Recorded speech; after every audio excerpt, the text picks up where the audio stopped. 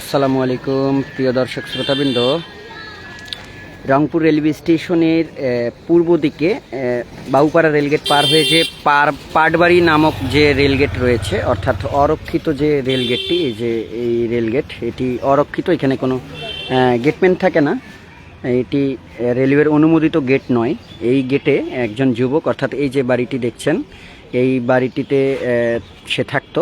হাফিজুল নামের 22 বছর বয়সী একজন যুবক এই হেডফোনে কথা বলার সময় এই জায়গাটি অতিক্রম করার সময় 461 নম্বর যে লোকাল ট্রেনটি রয়েছে, যেটি লালমনিরহাট পার্বতীপুর অভিমুখে চলাচল করে, উক্ত ট্রেনের ধাক্কায় সে আহত হয়, গুরুতর আহত হয়। এমন্ত অবস্থায় রংপুর মেডিকেল কলেজ হাসপাতালে নিয়ে গেলে তার সেখানে মৃত্যু হয়, এমনটা জানতে পেরেছি। রংপুর রেলওয়ে স্টেশনের যে পুলিশের ইনচার্জ রয়েছেন, তিনি এই মুহূর্তে এখানে এসেছেন এবং সকল বিষয়বস্তু জানার চেষ্টা করছেন এবং কি ঘটেছিল সে বিষয়েও তিনি তথ্য নিচ্ছেন। তবে পরিবারের পক্ষ থেকে বলা হয়েছে কোনো অভিযোগ নাই, তারা দেখেছিলেন এবং স্থানীয় কয়েকজন ছিলেন, তারাও দেখেছিলেন মূলত যে আসলে কি ঘটেছিল। সে লাইনের পাশ দিয়ে হেঁটে যাচ্ছিল, এমন তো অবস্থায় ট্রেন আসে।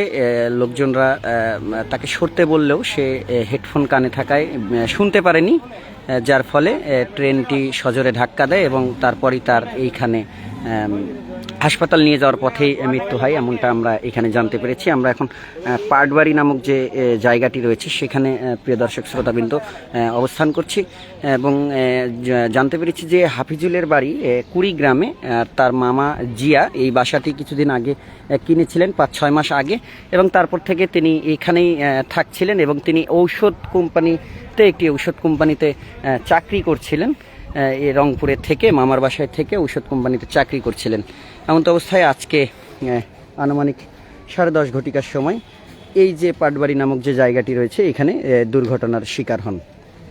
প্রিয় দর্শক শ্রোতাবৃন্দ, এটি রংপুর রেলওয়ে স্টেশন থেকে প্রায় 3 কিলোমিটার পূর্ব দিকে পাটবাড়ি নামক জায়গাটিতে অ্যাক্সিডেন্টটি হয় এবং রংপুর রেলওয়ে স্টেশন মেডিকেল কলেজে নিয়ে যাওয়ার পথে তার মৃত্যু হয়। এই ছিল রংপুর পাটবাড়ি এলাকা থেকে সর্বশেষ পরিস্থিতি। জানাচ্ছিলাম আমি হুসাইন রাজীব।